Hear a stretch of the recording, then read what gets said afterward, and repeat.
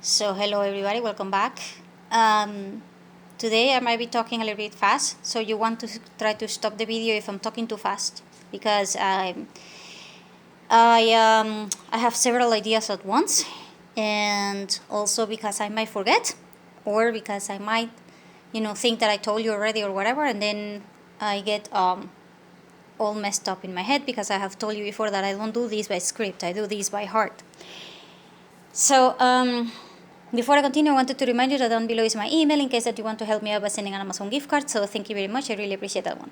So things that you're probably miscalculating in your shoppings. So number one, Coca-Cola or Pepsi-Cola. It has to be one of those two. Black cola thing. Why? Well, it's not for consuming. That is for sure. That is because you want to learn how the hell to make glue with that thing and sugar and other natural ingredients that you will find in your house, especially because glue is going to become very, very expensive, and you will probably need a lot of glue to fix things that are made out of wood and plastic and stuff in your house. So you need to download or learn how the hell to do this by a DIY video, especially if you're a carpenter, because if you're thinking that you're going to buy glue, yeah, right, you're going to end up spending your whole month salary very likely trying to find one of those things. Also, the ingredient for that glue is going to be sugar. So you need to put sugar and the Coca-Cola thing on a side, and you need to place it in a box, and you have to label it materials for glue or whatever, because otherwise you might consume it, and if you consume it, then you're not going to have those things at hand when you have an emergency and you need to make the freaking glue. Also, you need to print the instructions on how the hell to do that glue. For the same reason, you need flour. Now, there are different recipes and different things. You need to figure out that one by yourself. Next, you're considering salt. And then you're like, what? Well, salt, because now that you are in a situation in which you have to save meat, that can be done by salt, which is something very important. Also, salt is important for you to do the electrolyte things, meaning you need to learn how to help to do electrolyte things by yourself. That is done by honey, salt, as in not table salt. I'm talking about sea salt, okay? For when you have diarrhea, you are vomiting and stuff like that, and when you have nausea and stuff like that. And honey, and you also for this you need to learn how to do these online, and you might want to check with a doctor that you're doing this properly. Other thing that you are probably miscalculating is the tools for checking and closing and opening valves for the propane cylinders, for the water, as in shutting down and opening up the water for your house and your apartment, or the electricity, as well as plastic boots that you are supposed to have near these places.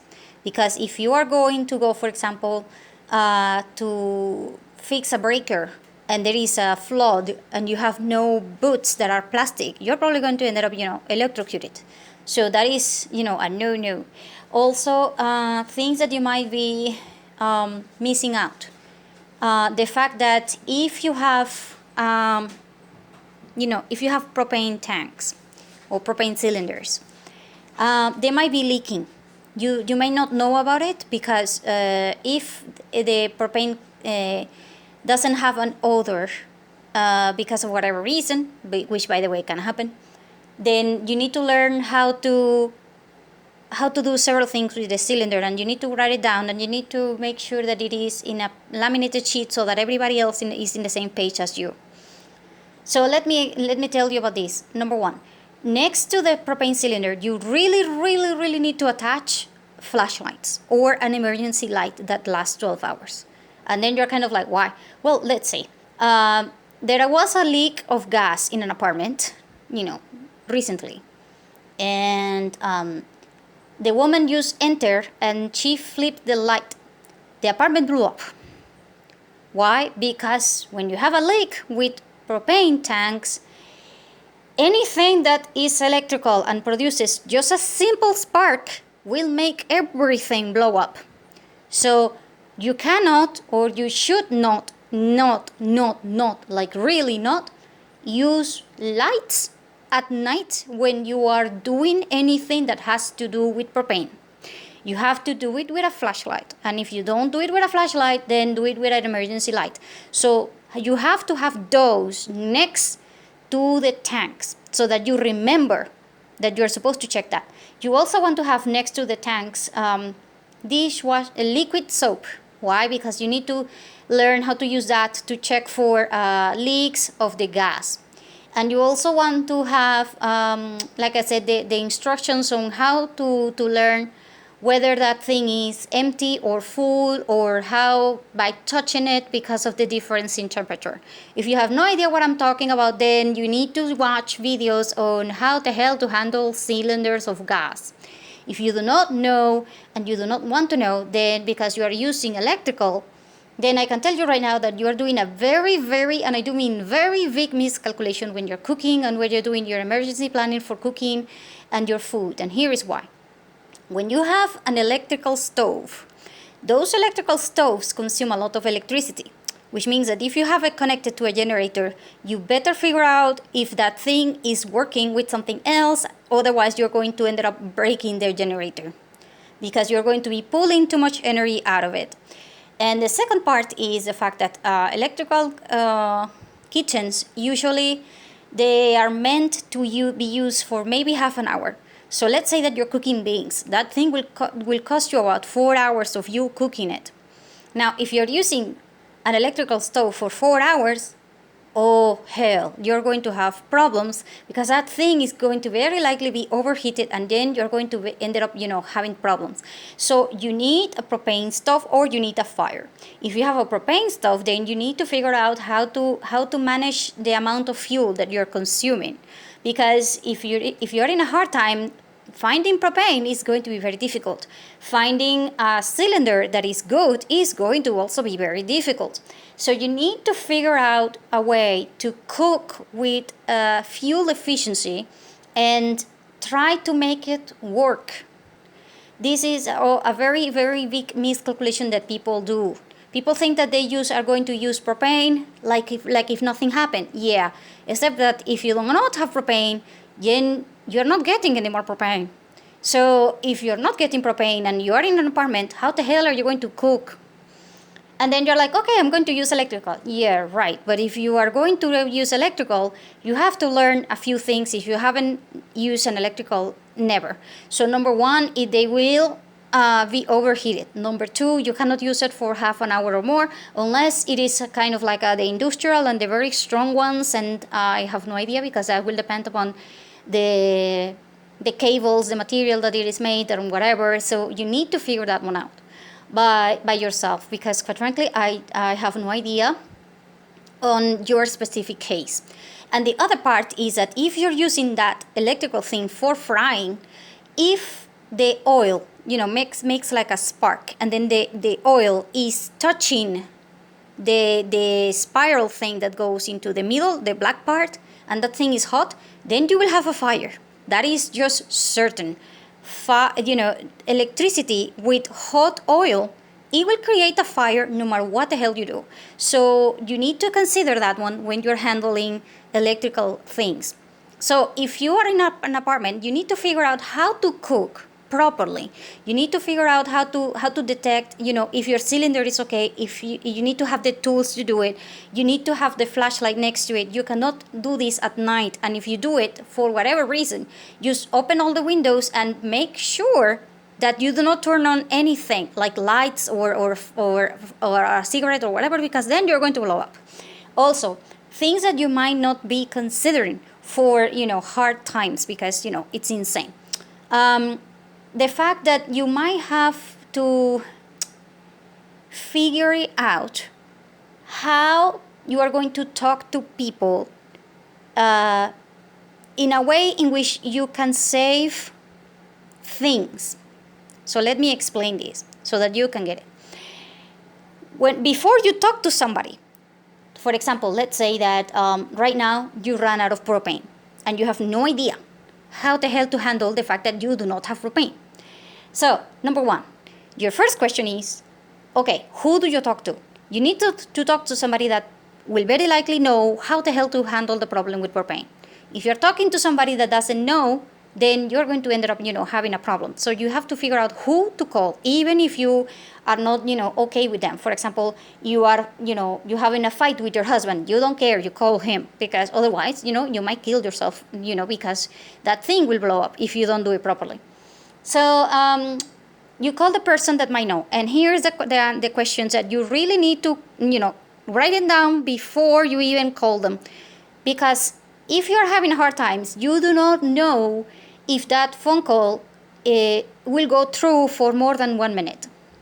I do mean it. I mean, communications can be, all okay for about a minute, and then it will go down. And then if the system is down, you don't know if you're going to talk to those people again. So you need the information. So here's the information that you really need to write down and get fast, like really fast, when you're talking to somebody. Where do I get this? Who do I talk to? Is the store open? Hours? What kind of payment do they take? And very important, can you have a phone number so that you can save, you can call them and you can make sure that they separate that item for you. They save that item for you. So let me explain this. For example, let's say that you need insulin because you're diabetic. So what you do is, number one, either you go into a pharmacy group so that the pharmacy will list every time that they get new medicine, they will tell you.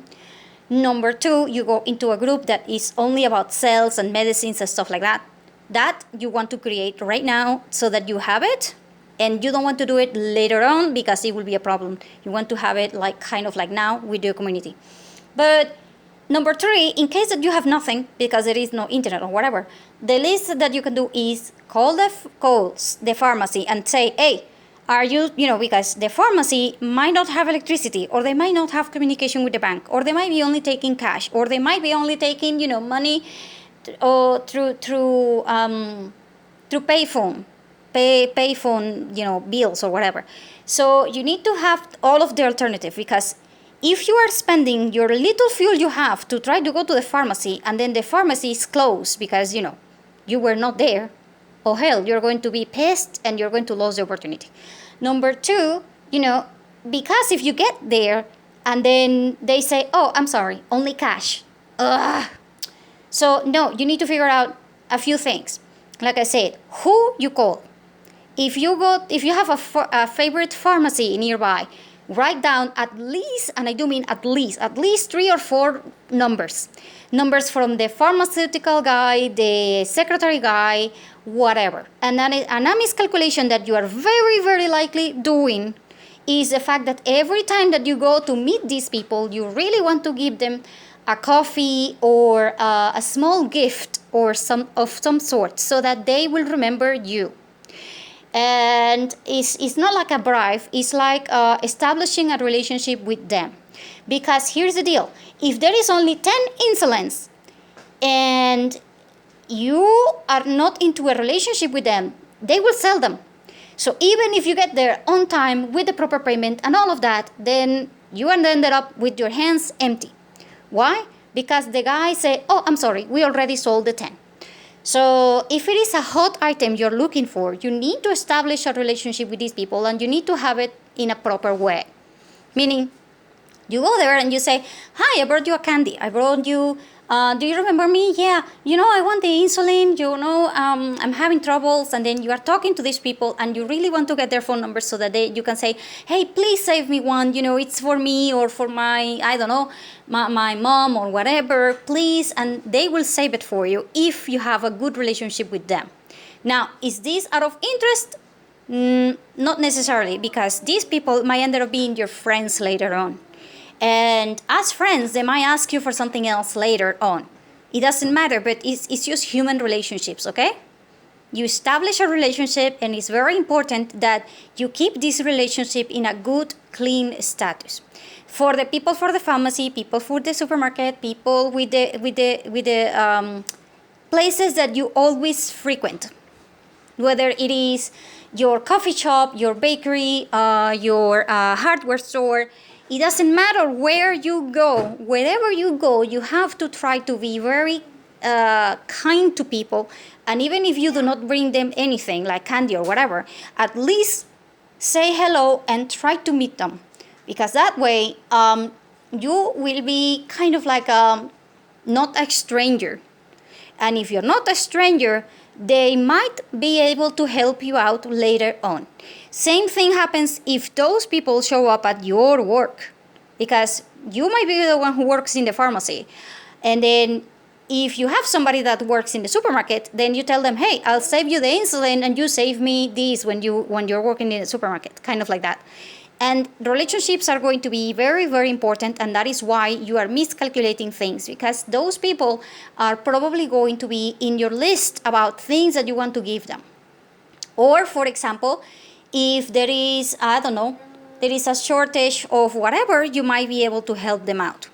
See, a lot of those people will be very, very, very happy if you bring them plants, like actual small plants that they can get into a garden for themselves.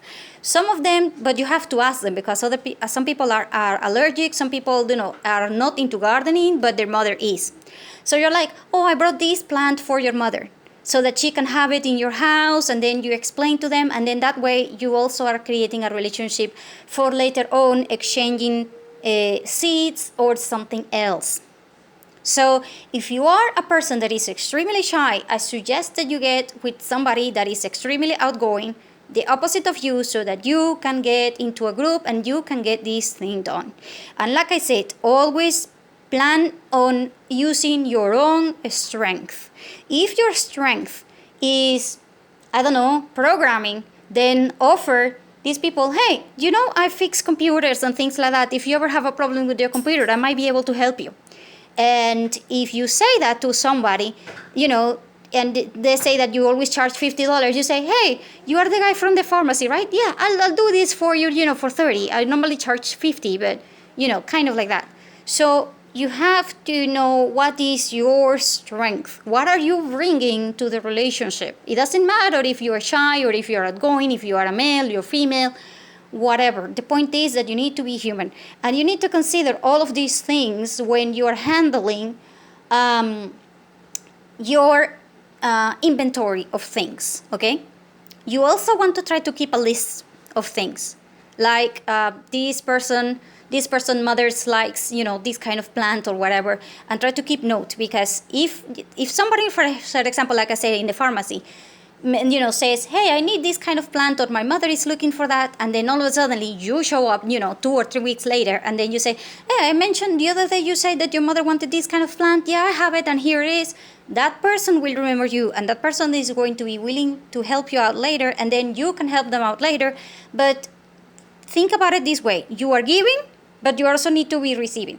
And you need to be open to receive, meaning that you are, you're not asking. You're just letting things flow.